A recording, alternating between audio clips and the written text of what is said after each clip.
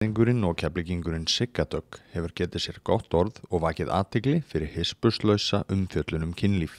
Hún menntaður sálfræðingur frá Háskóla Íslands en hún stundaði einnig meistaranám í kynfræði við Curtis Háskóla í Ástralíu. Undanfarið hefur Sigga Dögg heimsótt framhalds- og grunnskóla landsins og haldið fróðlega fyrirlestra fyrir unglinga og foreldra þeirra.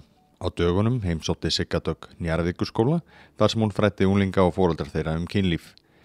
Að sögn Siggu Daggar hefur unga fólkið tekið vel í fyrirlestrana. Þau eru ótrúlega flott og opin, dugleg að spyrja og taka yfirleitt virkan þátt.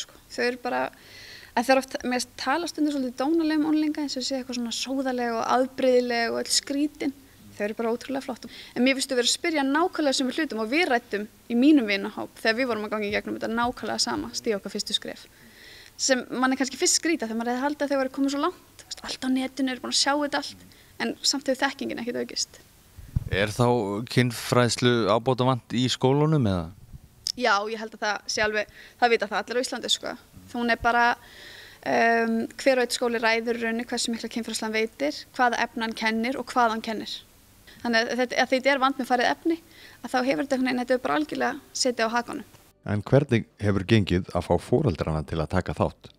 Mér hefur fundist að ganga ótrúlega vel upp á bæði, bara upp á brjóta ísinn, þannig að þau geta hafið samræðurnar og foreldrarnir geta það tekið líka virkan þátt í því sem barnið að vara að gera daginn og búið að heyra og það ekkert svona pukur eða leyndarmál, allir vita bara hvað allir voru að gera og hvað við erum að tala og auðvitað þetta feminismál en það er líka að því við erum að byrja einhverju nýju og það það kannski óþægilegt og þau eru svona feimin og það skrítið að hafa foreldrarna og foreldrar stundum feimið út á barninu en þetta bara ástæðan fyrir ég tekur svona saman til að brjóta hana ís og koma samræðanum á stað. Kynjahlutfall að vísa oft svolítið skekkt, það oft fleiri mömmur heldur en pappar en bæði pappar og mömmur taka hendina mér og þakka mér fyrir og eru ánægð að þetta sé komið að stað og loksins sé svona einhver að tala þetta og það sé eitthvað að gerast þannig að mér þykir ótrúlega vænt að mér finnst bara mjög jákvæð. Unglingarnir eru duglegir að opna sig og taka jafnan virkan þátt í umræðinni. Og svo vilja þau kannski upplýsingar hvað í lagi og hvað ekki og hvernig virkar þetta. Ég hrædd í þessu ólétt, þetta eitthvað skrítið, heldur þetta sé í lagi hvað ég gera, hvernig á ég að segja þetta við mömmu, af því þau spyrja líka það hvernig á ég að tala við mömmu og pappa. Það má ekki gleymast í þessu sko. Þannig að mér finnst þau verða ótrúlega einlæg og mér þykir ótrúlega svona vænt það sko. Náðu eitthvað tímann að sláðu út af laginu? Þau slá mig svolítið út af laginu þegar þau fara að tala eitthvað. Það sem ég finnst vanþekkingin svo gífurleg, þá slæðir það út af laginu eins og þegar einhver sagði svona hlæjandi, hefur þér ekki verið nauðgað? Fannst ógeðslega fyndið, það sló mig út af laginu því ég bara, veist ekki hvað það er?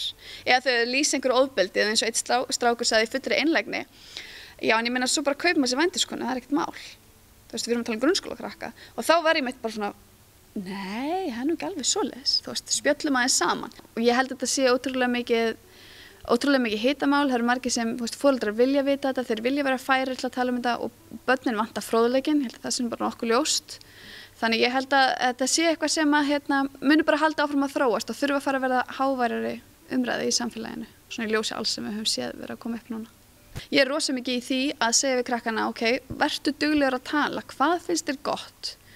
Mér finnst þetta gott, þetta gott og vera að spurja hvort annað og hafa þannig virk samskipti. Þetta á ekki að vera neitt á huldu hvað í gangi, þú átt að geta spurt og þú átt að geta sagt. Þannig að ég fer eiginlega þá leið, þau séu mjög virk og beri virðingu hvort fyrir öðru.